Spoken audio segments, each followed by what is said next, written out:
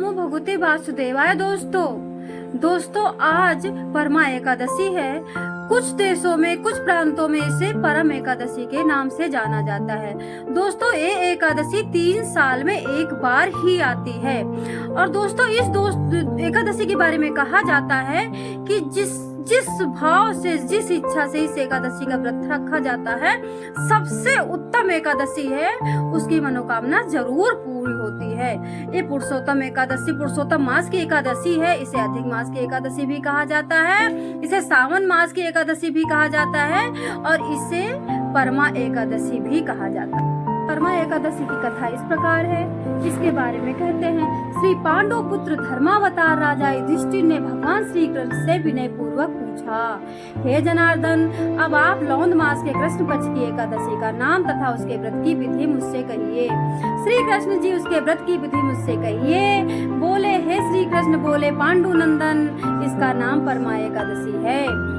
इसकी विधि का वर्णन इस प्रकार, जिस प्रकार शुक्ल पक्ष की एकादशी पद्मिनी एकादशी का व्रत किया जाता है, इसके करने से इस लोक में सुख, परलोक में सुख, मुक्ति भी मिलती है।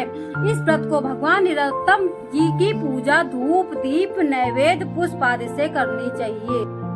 इस व्रत के बारे में कहते हैं कि इसके विषय में आपको एक पुरातन कथा सुनाता हूँ, जो काम्पिल्य नगरी में महर्षियों के साथ सुनी है, उसे आप ध्यान पूर्वक श्रवण कीजिए। हे राजन, सुमेधा नाम का एक श्रेष्ठ ब्राह्मण काम्पिल्य नगरी में निवास करता था। उसकी पत्नी पवित्रा नाम की अति पतिव्रता थी। वो ब्राह्मण अपने किसी पूर्व जन्म के कर्मों के कारण अति दरिद्र था।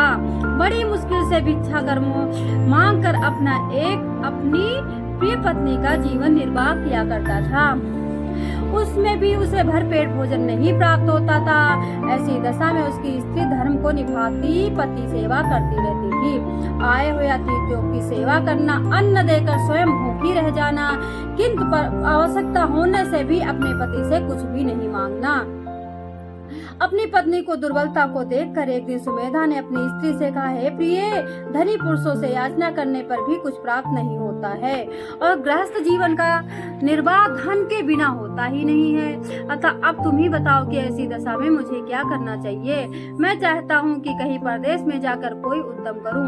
बताओ तुम्हारी क्या इच्छा है। पवित्रा ने कहा, हे स्वामिनी, पत्नी का धर्म पति आज्ञा का पालन करना है। पति की आज्ञा का उल्लंघन करना नारी के लिए नरक के निवास के समान है। आप मुझसे पूछते हैं, अतः आपकी आज्ञा से मैं कहती हूँ, शास्त्र नीति के अनुसार जो मनुष्य पूर्व जन्म में जो दान करता है, उस द्वितीय जन्म में पृथ्वी पर वही प्राप्त होता है। पूर्व दिशा में जन्म में अन्न धन सोना चांदी भूमि आदि होती है, वो इस जन्म में मिलती है।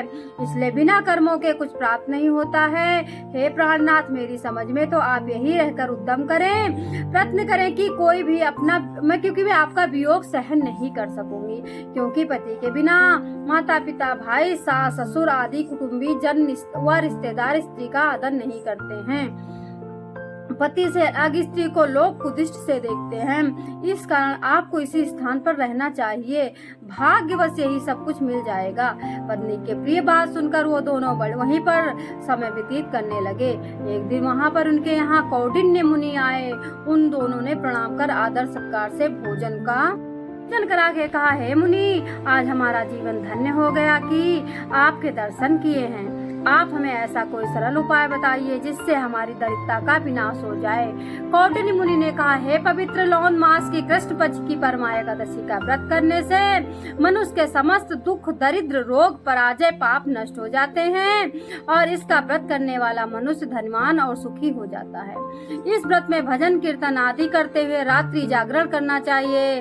श्री शिव जी की महाराज ने सुखबीर जी को इस व्रत के कारण धनाधिपति बना दिया था। इसी परमा एकादशी व्रत के प्रभाव से सत्यवादी राजा हरिश्चंद्र को पुत्र प्राप्त हुआ था, पत्नी राज आदि पुनः प्राप्त हुआ था। तब मुनि ने एकादशी परमा के व्रत की विधि पूर्वक रूप से कह सुनाई। मुनि ने कहा, पवित्र पंचरात्रि व्रत इससे भी अधिक उत्तम होता है। परमा एकादशी के दिन प्रातः काल स्नान करके नित्य कर्म से निवृत्त हो जाइए। विधि अनुसार पंचरात्रि व्रत को प्रारंभ करना चाहिए। जो मनुष्य 5 दिन तक निर्जला व्रत करते हैं वे अपनी माता पिता स्त्री सहित स्वर्ग लोक में निवास करते हैं। जो मनुष्य व्रत में 5 दिन तक संध्या को एक बार भोजन करते हैं वे मनुष्य स्वर्ग लोक को प्राप्त करते हैं, तथा जो 5 दिन तक स्नान करने के पश्चात ब्राह्मणों को भोजन कराते हैं उन्हें समस्त संसार का भोजन कराने का फल प्राप्त होता है। और जल से भरा कुंभ दान करने वाले को चराचर ब्राह्मण का दान करने का फल प्राप्त होता है। हे पवित्र, जो तिल से भरा पात्र दान करता है वो तिलों की संख्या के बराबर स्वर्ग में सुख पाता है, तथा पात्र में घी भरकर 5 दिन दान करने पर स्वयं स्वर्ग सुख भोगता है। 5 दिन ब्रह्मचर्य से रहने वाला अप्सराओं के साथ विहार करता है। अतः तुम अपने पति के साथ इस व्रत को विधि पूर्वक करो। ऐसा करने से तुम समस्त सिद्धि को प्राप्त करके पति के साथ स्वर्ग को प्राप्त करोगी। मुनि के ऐसे वचन सुनने के पश्चात पवित्रा ने अपने पति के साथ इस व्रत को 5 दिन तक किया। उसके प्रभाव से एक राजा ने उन्हें रहने के लिए उत्तम भवन तथा जीविका के लिए ग्राम दे दिया, जिससे दोनों इस लोक में सुखमय जीवन व्यतीत करके अंत में विष्णु लोक को प्राप्त हुए। इस व्रत की कथा को समाप्त होने के बाद विष्णु भगवान को भोग लगाना चाहिए, उनसे मनन चिंतन और विनती करनी चाहिए अपनी कामना की पूर्ति के लिए। उसके बाद आरती करके, अग्यार करके, होम करके उसके बाद जल और फल ग्रहण करना चाहिए। बोला भगवान विष्णु की जय।